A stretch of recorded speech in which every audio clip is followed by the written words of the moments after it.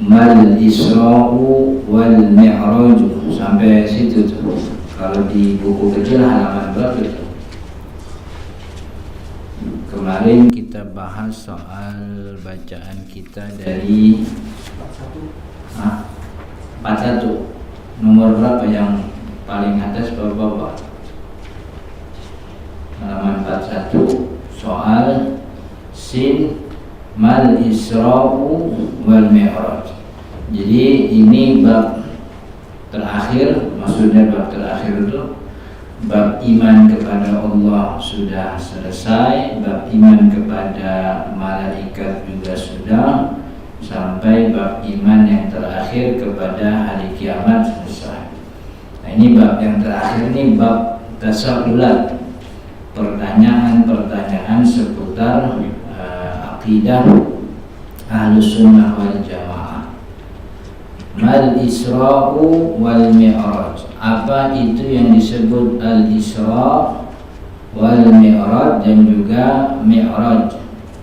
Jawabannya kata Syekh Tahir Al-Jazairi, Al-Isra'u, yang namanya Isra itu huwa sayyirun nabiyyi alaihi salatu wassalam, dia Isra itu adalah perjalanannya Nabi Muhammad sallallahu alaihi wasallam min masjid Makkah, dari masjid Makkah, itu dari masjid Makkah. Maksudnya masjid Makkah itu adalah Masjidil Haram gitu. Dari Masjidil Haram ila Masjidil Aqsa, ke Masjid Al-Aqsa fil Qudsi, di Al-Quds. Al-Quds itu ya Palestina. Jadi dalam bahasa banyak kitab Al-Quds itu disebut maksudnya Palestina itu disebut Al-Quds gitu. Fi lailatin, dalam satu malam begitu.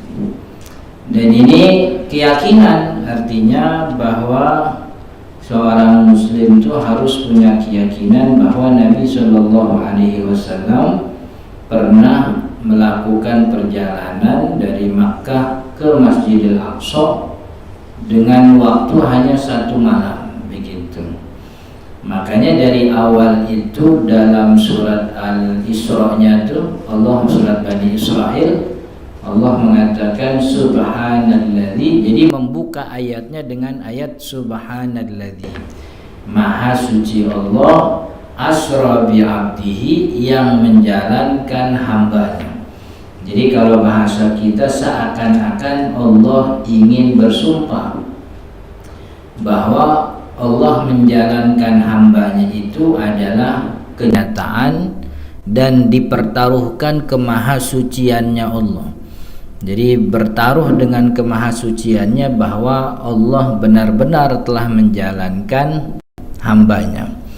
Dan memang keyakinan umat muslim ini, kalau Ahlus Sunnah wal Jamaah meyakini Nabi Muhammad SAW itu Isra-nya itu ruhan wa jasadan, ruhnya ikut, jasadnya juga ikut. Dan itu keyakinan. Memang dalam tradisi faksi akidah dalam Islam ada 3 pandangan tuh. Ada yang mengatakan Nabi Muhammad SAW Isra-nya itu cuman ruhnya saja. Jadi badannya tetap di Makkah, tapi ruhnya diberangkatkan oleh Allah sampai ke Masjid Al-Aqsa, kemudian naik ke Sidratul Muntaha begitu. Ada pandangan yang kedua bahwa Nabi Muhammad SAW itu diperjalankan dalam mimpi saja. Jadi jasad dan ruhnya itu ya nggak kemana-mana, cuman dikasih mimpi aja begitu, mimpi perjalanan. Nah, pandangan yang ketiga ini pandangan kebanyakan ulama Ahlus Sunnah wal Jamaah bilangnya yang ketiga, bahwa Nabi Muhammad SAW itu diperjalankan oleh Allah jasad dan ruhnya begitu. Sebab kalimat Allah Subhanahu wa taala dalam ayat itu asra. Asra itu artinya menjalankan. Jadi Nabi Muhammad SAW itu jadi objek, jadi orang yang diperjalankan, jadi bukan yang melakukan perjalanan. Maka kalau Allah saja bisa memutar langit dan bumi, begini, artinya bisa nih bikin matahari terbit, turun lagi, ganti bulan. Masa tibang bawah hambanya doang kagak bisa, kan begitu. Dan dulu yang sering dicontohkan oleh guru-guru kita itu tentang seekor semut yang masuk ke kantong manusia, lalu si manusia melakukan perjalanan katakanlah Jakarta Bogor yang hanya menghabiskan waktu 1-2 jam saja. Ketika itu semut kembali ke sarangnya, kemudian dia ceritakan, semut-semut nggak percaya tuh, gitu. Sebab nggak mungkin dia sampai Bogor dalam waktu 2 jam. Tapi masalahnya semut kagak jalan, semut itu diperjalankan, sebab dia masuk ke dalam kantongnya manusia, begitu. Nah ini Nabi Muhammad SAW diperjalankan oleh Allah. Dimensi manusianya hilang udah. Sebab kalau pakai hitungan bahasanya dulu ada almarhum Zainuddin MZ, bahasanya kalau ada istilahnya alam nasut, alam malakut, alam lahut, kata begitu. Jadi alam nasut itu alam indrawi manusia, begitu. Dan Nabi Muhammad dikeluarkan oleh Allah malam itu dari alam nasutnya, kan begitu. Bahkan bukan hanya dikeluarkan dari alam nasut naik ke alam malakut, alam malaikatnya, tapi justru Nabi Muhammad SAW naiknya lebih tinggi, yang mana para malaikat pun tidak bisa menandinginya, sebab kan para malaikat tidak pernah sampai ke Sidratul Muntaha, Sidrah al-Muntaha. Tapi Nabi Muhammad SAW dipersilahkan oleh Allah, begitu. Jadi ini, dan Nabi Muhammad SAW dalam sabdanya itu pernah bilang gimana? Dunia ini nih seperti cincin yang ada di tengah padang pasir. Padang pasir itu langit pertama.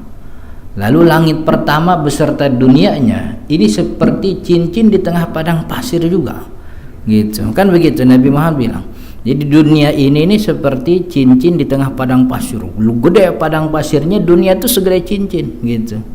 Lalu cincin dan padang pasirnya ini kalau kita naik lagi ke langit dunia, itu kelihatannya tuh kayak cincin di padang pasir, begitu, bertingkat-tingkat. Dan tidak mungkin ada orang yang bisa mengatakan demikian kecuali orang tuh udah pernah naik, begitu. Bayangan itu, gitu. Dan ilmuwan kita kan selalu menggambarkan begitu. Jadi apa sih namanya, tata surya itu seperti lingkaran cincin berada di hamparan langit hitam yang luas, kan begitu. Makin jauh kayak cincin kecil, kan begitu. Itu langit pertama tuh. Langit kedua, ternyata langit pertama tuh jatuhnya kayak cincin lagi tuh, terus begitu. Dan itu disebutkan oleh Nabi Muhammad SAW di zaman belum ada itu teknologi ada kapal, ada pesawat, ada apa. Jadi dari mana beliau tahu kalau bukan memang dari Nabi Muhammad sendiri yang pernah melihat itu. Dan beliau SAW diberangkatkan dalam bentuk jasad dan ruhnya, sebab Allah mengatakan bi abdihi, hambanya, dan hamba itu adalah nama untuk jasad dan ruh sekaligus. Jadi tidak ada yang ketinggalan, begitu. Sebab Allah Subhanahu wa taala dalam banyak ayat menyebutkan ruh, ya ruh aja. Untuk menyebutkan ruh, ya Allah menyebutkan ruh, begitu. Dan kalau untuk menyebutkan jasad, Allah menyebutkan jasad juga. Kaidah kita tuh setiap ayat Al-Qur'an yang termaktub di dalam ayat Al-Quran itu dipahami secara hakikat maknanya, kecuali ada dalil lain atau ayat lain yang mengartikan teks tersebut dengan arti yang majazi, kalau bahasa kitanya arti kiasan. Jadi apa yang disebutkan dalam Al-Quran itu tidak bisa diartikan secara kiasan, kita artikan secara hakiki. kecuali pada ayat-ayat yang arti hakikinya justru bertentangan dengan kaidah umum, sebagaimana dalam ayat yang kita sebut dengan istilah ayat mutasyabihat. Ayat-ayat mutasyabih, ayat-ayat yang sepertinya memberikan sifat kepada Allah mirip dengan manusia. Salah satu contohnya Ar-Rahmanu 'alal arsy istawa. Ar-Rahman yang Maha Rahman, Allah Subhanahu wa taala di atas arsy-Nya istawa. Nah, istawa itu kalau diterjemahkan secara hakiki bahasanya, istawa itu kan artinya orang nyender, duduk, nyantai begitu. Dan itu tidak cocok tuh. Makanya istawa itu kata ulama tidak boleh diterjemahkan. Jadi sebab ini ayat mutasyabihat. Ayat mutasyabihat tuh kagak boleh diterjemahin, wajib diimani, baca sebagaimana bentuknya dan dipahami sebagaimana maunya Allah Subhanahu wa taala. Maka istawa itu artinya istawa ala ma'nan yuriduhu Allah taala wa yuriduhu nabiyyuhu sallallahu alaihi wasallam. Jadi kita pahami istawa maknanya sebagaimana yang Allah kehendaki dan juga Nabi Muhammad sallallahu alaihi wasallam yang kehendaki begitu. Jadi nggak boleh diartiin. Sebab kalau diartikan itu bertabrakan. Dalam ayat lain laisa kamitslihi syai'un kan begitu. Kalau istawa kita artikan duduk nyantai nyender, seakan-akan Allah membutuhkan arsy-Nya untuk duduk begitu. Dan Allah kan qiyamuhu binafsihi, berdirinya Allah, adanya Allah itu tidak membutuhkan apa-apa begitu, tidak membutuhkan apa-apa, justru kitalah yang membutuhkan kepada Allah. Artinya maksudnya bahwa ayat Isra itu subhanalladzi asra bi'abdihi, maha suci Allah yang menjalankan hambanya. Dan hambanya kita artikan hambanya bahwa itu ada jasad dan ruhnya gitu. Dan makna yang tersirat lagi bahwa Nabi Muhammad SAW dalam ayat ini disebut sebagai hambanya Allah. Jadi artinya makhluk yang diakui kehambaannya oleh Allah Subhanahu wa taala. Seakan-akan Allah ingin mengatakan, kalau ingin diakui kehambaannya olehku, oleh Allah, maka ikutilah orang yang sudah aku akui kehambaannya, yaitu Nabi Muhammad SAW. Gitu maksudnya. Kan kita kan kalau ngaku hamba tuh tiba ngaku aja, kita aja yang ngaku hambanya Allah. Padahal kenyataannya tuh duit hilang dikit nyari kemana-mana kan begitu. Maksudnya utang apa udah utang yang di otak tuh bukan Allah tuh. Antar kalau gue mentok ada encing gue inilah begitu. Jadi berarti kan tidak jadi hambanya Allah itu. Kan ya. Kita hajatan sebulan lagi bajunya kita disiapin tuh. Cuman sholat maghrib ntar kita nggak pernah punya persiapan apa-apa tuh. Gitu kan gitu. Kita kalau hajatan ini sebulan 2 bulan seragamnya udah kita ini. Barisnya kita tentuin, nomor mobil kita merekin tuh. Ntar mobil pertama Ustaz Haji Pulan ya, mobil begitu. Tapi untuk urusan ibadah kita nyantai aja, leha-leha aja. Nah, jadi untuk mendapat pengakuan kehambaan dari Allah, ikut kepada orang yang diakui kehambaannya oleh Allah, yaitu Nabi Muhammad SAW. Jadi pada intinya pandangan Ahlus Sunnah wal Jamaah, Nabi Muhammad SAW itu diberangkatkan oleh Allah, maka tidak lagi dihitung dengan hitungan manusia, sebab dia diberangkatkan oleh Allah. Dan beliau diberangkatkan jasad dan ruhnya. Jadi bukan cuman ruhnya, tapi juga badan-badannya, dan dalam keadaan yaqdhah. Dalam keadaan yaqdhah itu sadar. Jadi sadar. Dalam ayat An-Najm tuh idza ra'ahu nazlatan ukhra wa idza ra'ahu nazlatan ukhra. Nabi Muhammad SAW melihat Jibril nazlatan ukhra. Nazlatan ukhra itu turunnya yang kesekian kali. Kalau turun pertama kali Jibril itu kan ketika Nabi Muhammad di di Jabal Nur, Gua Hira, ketika beliau dapat wahyu. Nah, ketika Isra untuk kesekian kali Nabi Muhammad melihat lagi Jibril, tapi dalam keadaan aslinya, begitu, dalam keadaan yaqdhah. Dan ro'a itu kalimat untuk mata yang ada pada jasad kita. Jadi kata kerja ro'a itu kata kerja untuk mata melihat yang mata itu ada pada badan. Sebab kalau orang melihat dalam makna mimpi, dalam makna berpandangan, beropini, itu kalimatnya beda. Maka itu Ahlus Sunnah wal Jamaah meyakini itu adalah ruh dan jasadnya. Jadi bukan cuma ruh aja. Wahada, kita terusin bacaannya. Wahada, dan ini memberikan makna juga gimana, subhanalladzi asra bi 'abdihi lailan minal masjidil harami ilal masjidil aqsa alladzi barakna haula, yang kami telah berikan keberkahan di sekeliling Masjidil Aqsa. Makanya Masjidil Aqsa itu jadi masjid nomor aslinya pembangunannya pertama. Jadi kalau urutan pembangunan itu pembangunannya Masjidil Aqsa lebih dulu, kemudian Masjidil Haram, baru kemudian Masjid An-Nabawi. Ini kan 3 masjid utama. Masjidil Aqsa pertama kali, begitu. Lalu kemudian Masjidil Haram zaman Nabi Ibrahim alaihissalam, baru yang terakhir tuh Masjid An-Nabawi, begitu. Ini 3 masjid utama yang Allah berkahi. Dan orang tuh tidak boleh nih dalam hukum fikih, tidak boleh orang nazar i'tikaf di selain 3 masjid. Jadi kalau nazar i'tikaf tuh tidak boleh ditetapkan masjidnya yang mana. Kalaupun ingin menetapkan itu harus 3 masjid. Maksudnya jangan sampai nazar i'tikaf ke Istiqlal gitu. Ada orang nazar i'tikaf, nanti saya kalau begini-begini saya mau i'tikaf di Masjid Istiqlal. Itu dalam mazhab Syafi'i nazarnya batal. Nazarnya batal, bukan batal dalam arti tidak dilaksanakan. Penentuannya kepada Masjid Istiqlal itu tidak dibenarkan. Karena i'tikaf yang paling baik adalah i'tikaf nazar salat, maksudnya bukan nazar i'tikaf. Nazar salat itu salat yang paling baik itu salat di masjid terdekat. Kalau pengen nazar salat, maka nazarnya itu mesti ke 3 masjid.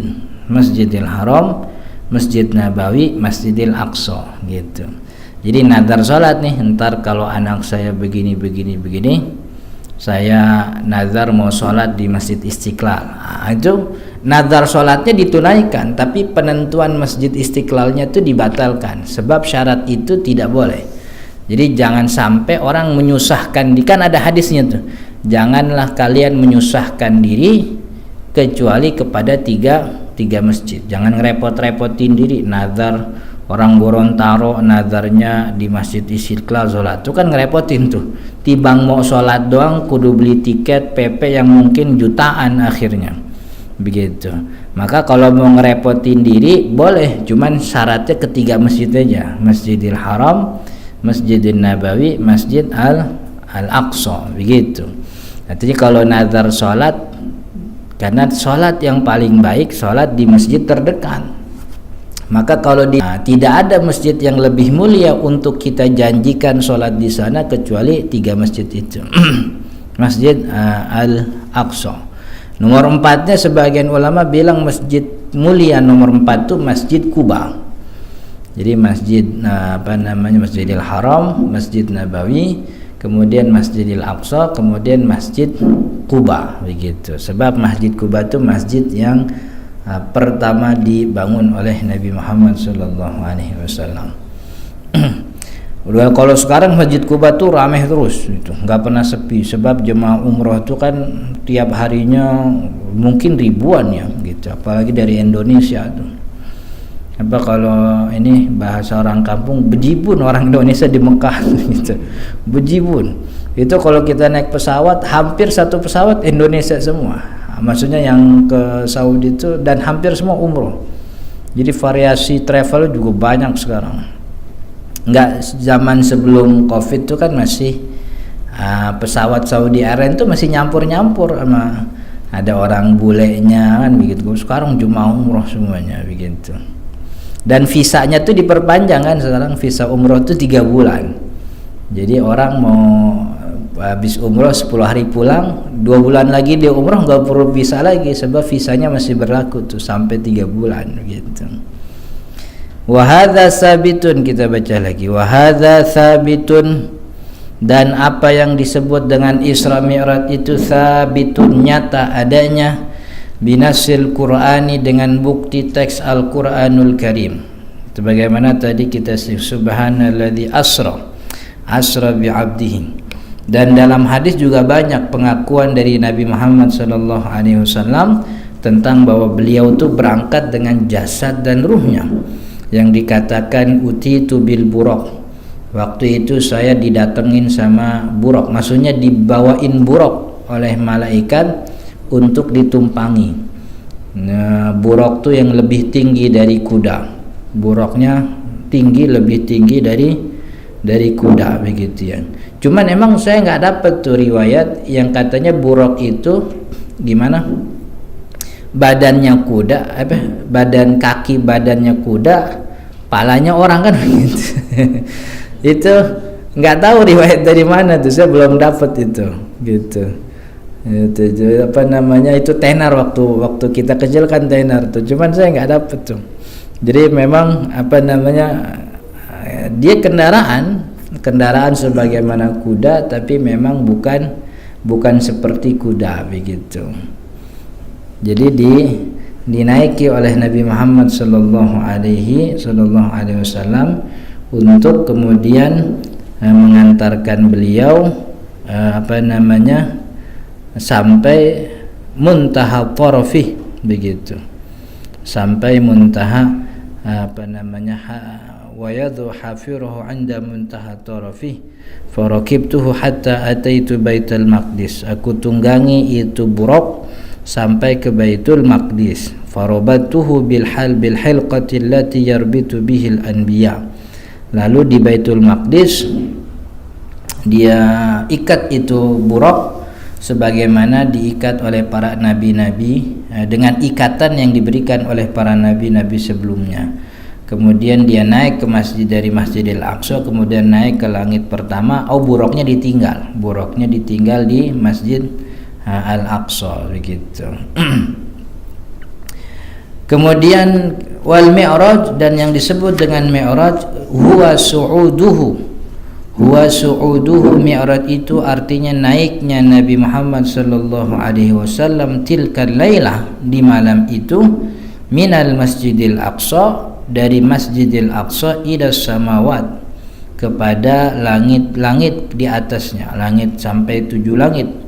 Wajtima'uhu bil mala'il a'la, dan berkumpulnya Nabi Muhammad sallallahu alaihi wasallam bil mala'il a'la, dengan para al-mala'ul a'la, para malaikat tertinggi, maksudnya malaikat yang ada di langit. Tashrifan lahum, sebagai bentuk, justru bukan ini, tashrifan lahum tuh penghormatan untuk malaikat begitu.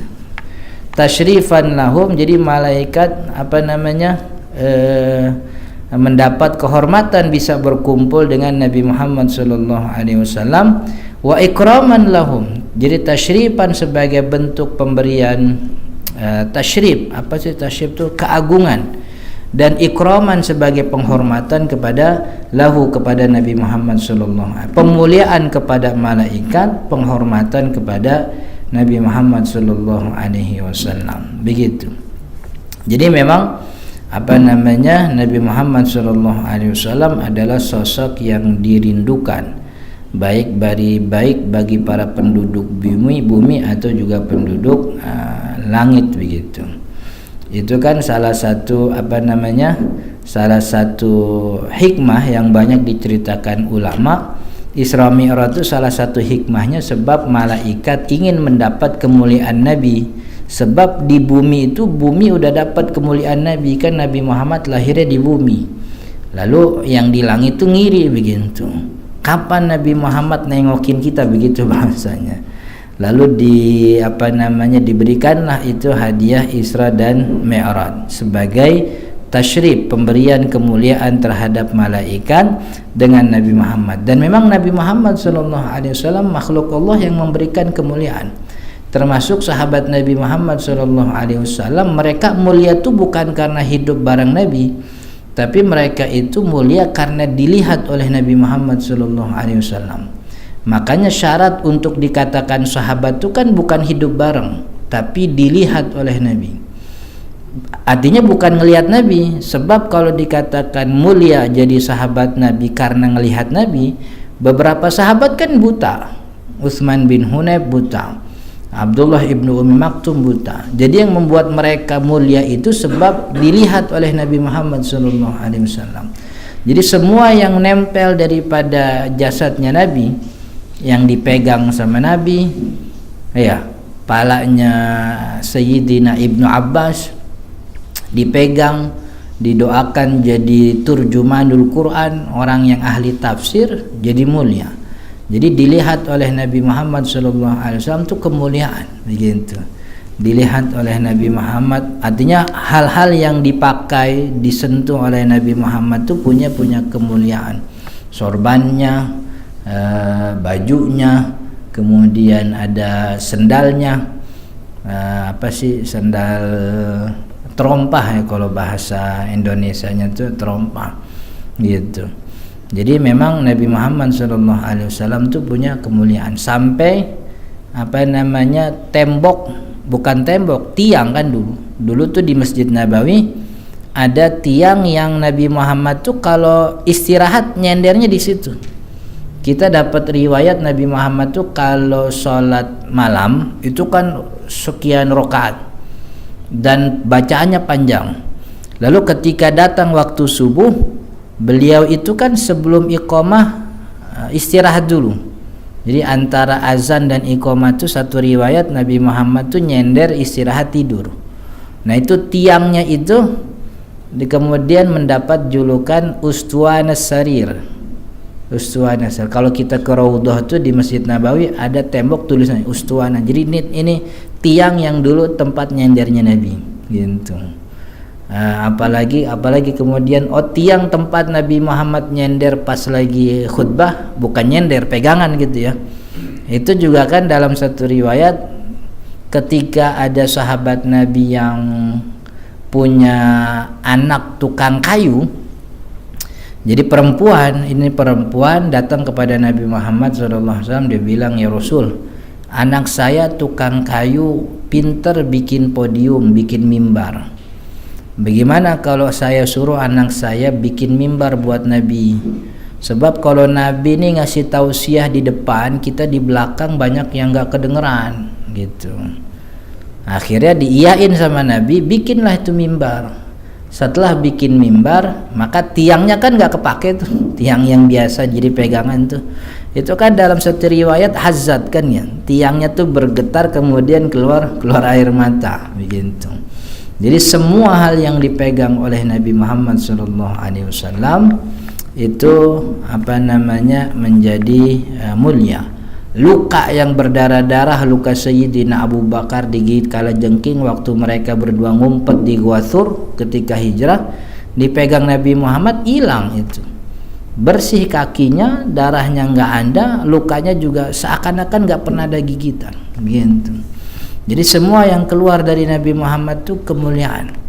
Maka kalau kita bisa tuh ke tempat di mana Nabi Muhammad dulu bertempat, begitu, mestinya kita, makanya waktu bawa jemaah umroh tuh, waktu ada agenda city tour tuh yang ke sini ke situ kan ya, itu kan bukan ibadah umroh sebenarnya kan gitu. Cuman kan jalan kan, hari ini jalan ke masjid ini. Itu kita selalu pesan nama jemaah. Jadi semangatnya tuh bukan jalan-jalan, semangatnya tuh kita sholat di tempat dulu Nabi Muhammad sholat. Kita megang di tempat yang dulu Nabi Muhammad megang, kita berdiri di tempat yang dulu Nabi Muhammad berdiri. Jadi jangan dulu pentingin foto-foto, video, bakal ada video tenangannya. Jadi travel kami tuh nyediain tukang foto gitu. Jadi tahulah kebutuhan jamaah kan ya, selain sandang pangan dan juga Instagram, saya bilang gitu. Jadi kita tuh semangatnya bukan jalan, semangatnya tuh kita datang ke tempat dulu Nabi Muhammad datang gitu. Kan itu kemuliaan gitu. Maka sebisa mungkin ke tempat yang dulu Nabi Muhammad sholat di situ. Gitu. Sampai Nabi Muhammad wudu, ikut wudu di situ, begitu. Nabi Muhammad berteduh di situ, kita ikut berteduh di situ. Gitu. Makanya penting juga tuh jemaah agar tidak apa istilahnya. Dulu Nabi Muhammad di Raudhah ngapain gitu. Lalu Nabi Muhammad ke makam Baqi itu doanya apa? Ke makam Uhud gitu. Jadi itu yang mencari keberkahan, sebab semuanya yang disentuh, yang dilihat, yang dipegang oleh Nabi Muhammad SAW itu punya kemuliaan. Nah, Isra Mi'raj tadi disebutkan su'uduhu, naiknya Nabi Muhammad kepada di malam itu kepada dari Masjidil Aqsa kepada langit-langit, berkumpul dengan para malaikat tertinggi, tasyrifan lahum, sebagai kemuliaan bagi para malaikat, wa ikraman lahu, dan penghormatan untuk Nabi Muhammad sallallahu alaihi wasallam. Wa qad thabata dzalika bil hadis sahih, dan itu telah mutlak adanya dalam hadis-hadis yang sahih. Nah, ini penjelasan akalnya. Syekh Tahir selalu punya kebiasaan begitu. Syekh Tahir kalau ngejelasin beberapa hal akidah, beberapa hal samai, itu selalu menjelaskan wahada, dan perkara Isra Mi'raj ini amrun mungkin, perkara yang sangat mungkin, akhbara bihi shadiq, perkara yang sangat mungkin kejadiannya, yang mana diberitakan oleh yang maha jujur, yaitu Allah Subhanahu wa ta'ala. Fayajib, maka wajib bagi kita hamluhu, memahami teks Al-Quran menceritakan Isra Mi'raj ala zahirihi, sebagaimana zahirnya. Zahirnya Allah jalankan, ya Allah yang menjalankan. Zahirnya dari Masjidil Haram ke Masjidil Aqsa, jangan bayangin apa istilahnya dipendekin ya Masjidil Haram ke Masjidil Aqsa sekarang gitu, jaraknya begitu juga dulu. Wala yustaghrabu, dan ini bukan sesuatu yang aneh, mimman sayyara tayra fil hawa, bagi zat sayyara tayra yang bisa menerbangkan burung fil hawa. Jadi perkara bawa orang dari Masjidil Haram ke Masjidil Aqsa itu bukan aneh kalau kita lihat dari sisi zat yang maha mampu menerbangkan burung. Burung tuh kagak ada mesinnya, nggak ada radiatornya, tuh bisa terbang fil hawa, di udara. Wa ja'alal kawakiba taqta'u biharakatiha fi daqiqatin masafatan la yaqta'uha an-nasu fi mi'ati 'amin. Wa ja'alal kawakib, dan ini juga bukan sesuatu yang aneh bagi zat yang menjadikan bintang-bintang taqta'u biharakatiha, yang bintang-bintang tuh berjalan dengan harokatnya, maksudnya dengan gerakan bintang tersebut, fi daqiqatin, yang hanya dalam 1 menit saja, masafatan, jarak, la yaqta'uhan nasu fi mi'ata amin, jarak yang tidak mungkin bisa digapai oleh manusia sepanjang 100 tahun. Jadi perjalanan manusia 100 tahun tuh bintang itu sudah melakukan itu hanya dalam beberapa menit saja. Jadi kalau zat yang bisa bikin burung terbang kemana-mana, nggak make remote, nggak make mesin, bisa terbang itu burung. Lalu zat Allah juga menjadikan bintang bisa tuh berputar di lingkaran tata surya, yang kalau make ukuran manusia tuh kudu sampai 100 tahun bahkan lebih. Tapi bintang-bintangnya Allah tuh bisa muter itu cuman ukuran beberapa menit saja begitu. Itu bukan aneh. Kalau yang begini aja bisa, masa bikin orang naik dari Masjidil Haram ke Masjidil Aqsa jadi aneh kan gitu. Ayarfa'a ila sama'i fi sa'atin, maka bukan sesuatu yang aneh bagi Allah untuk mengangkat hambanya kepada langit fi sa'atin, dalam 1 waktu. Habibahul ladzi, yaitu kekasihnya Nabi Muhammad sallallahu alaihi wasallam, alladzi istafahu, yang mana Allah sucikan Nabi Muhammad alal anam, daripada segenap manusia, yang paling suci dari para manusia. Fahuwa ala kulli syai'in qadir, dan Allah adalah zat yang maha mampu, wa bi kulli syai'in khabir, dan beliau Allah Subhanahu wa taala bikulli syai'in khabir, dengan segala sesuatu maha paling khabir tu detil, meneliti gitu, paling detil, maha meneliti.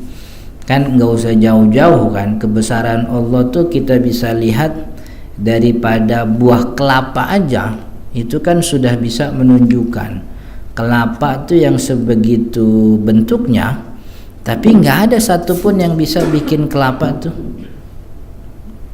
secara teknologi yang itu tuh. Kalau kita lihat kelapa kan, kita buka ini cangkak kulitnya tuh tebal, ternyata di dalam kulit itu ada batok gitu, dan ternyata di dalam batoknya tuh ada air gitu. Ini kan jadi bingung nih sebenarnya, yang lebih dulu masuk nih air dulu apa batok dulu kan gitu. Kalau batok dulu air kagak ada tempatnya masuk, kalau air dulu air nggak ada batok ya kan ambak-ambakan juga tuh repot juga itu. Dan ternyata kelapa paling manis tuh kelapa yang di pinggir pantai, padahal semua tahu bahwa pantai itu air lautnya asin itu, tapi kok bisa itu kelapa pinggir pantai buahnya manis gitu kan ya. Kita di rumah ini juga kadang-kadang nanam pohon, ada pohon cabe, di sampingnya ada pohon jambu gitu, siramnya pakai air yang sama, waktunya sama, tapi hasil buahnya jambunya manis, cabenya pedas gitu. Itu cabai siapa yang medesin itu begitu, padahal airnya sama itu kan salah satu secara rasional kan kita juga tidak bisa maksudnya pasti otak kita akan berpikir setiap sesuatu pasti ada pembuatnya, dan dengan alam yang segini luas dan besarnya mestilah pembuatnya jauh lebih besar begitu. Jadi dan tidak mungkin ini alam tiba-tiba terjadi dengan sendirinya gitu. Hal yanfa'ud du'a, soal selanjutnya nih, hal yanfa'ud du'a, tapi insyaallah ini kita lanjut di minggu yang akan datang. Hal yanfa'ud du'a, barisnya sedikit kita baca aja nih. Hal yanfa'ud du'a, apakah doa itu bermanfaat? Ad-da'i, bagi orang yang berdoa, awil mad'ulah, atau untuk orang yang didoakan. Wa hal yasilu thawabus sadaqatil hayy ilal mayyiti idza ahda lahu dzalik, dan apakah sampai pahala sedekahnya orang hidup kepada orang mayit, kepada mayit, idza ahda lahu dzalik, kalau memang sedekah itu dihadiahkan untuk si mayit. Jawabannya, inna sadaqah, sesungguhnya sedekah itu amrun marghubun fihi, perkara yang sangat dimarghub, sangat diminta oleh syariat, sangat diminta. Bahkan sedekah itu salah satu sebab dinamakan sedekah dari kalimat sodak, sidik, sodak. Sodak itu artinya jujur, tulus, ikhlas, benar, lurus. Orang dikatakan sedekah itu sodak sebab sedekah itu bukti kejujuran iman orang muslim. Sebab tidak ada kewajiban, tidak ada tuntutan, tidak ada dosa kalau ninggalin, tapi dia mau ngeluarin harta. Begitu. Jadi sedekah itu sangat diminta. Maka kalau bisa kita dalam sehari ini tidak boleh tidak ada sedekahnya. Minimal ada sedekah, walaupun cuma 5.000, 2.000 atau bahkan 1.000. Ke musola atau ke siapa fakir miskin dan seterusnya. Wa du'a'u wa tadarru'u, dan doa beserta tadarru', ketundukan ibadah ilallah ta'ala kepada Allah, matlub, itu juga diminta oleh syariat. Wa kilahuma, dan keduanya itu, sedekah dan juga doa beserta ketundukan ibadah, semuanya itu nafi'un, itu bermanfaat indahu ta'ala, di sisi Allah, lil hayyi, baik bagi orang yang hidup, wal mayyiti, baik bagi orang mati. Jadi akidahnya Ahlus Sunnah wal Jamaah, doa itu bermanfaat bagi mayit sebagaimana sedekah juga bermanfaat bagi mayit kalau kita hadiahkan. Dulu juga ada orang yang datang kepada Nabi Muhammad SAW bilang, ya Rasul, ibu saya meninggal dunia, begitu.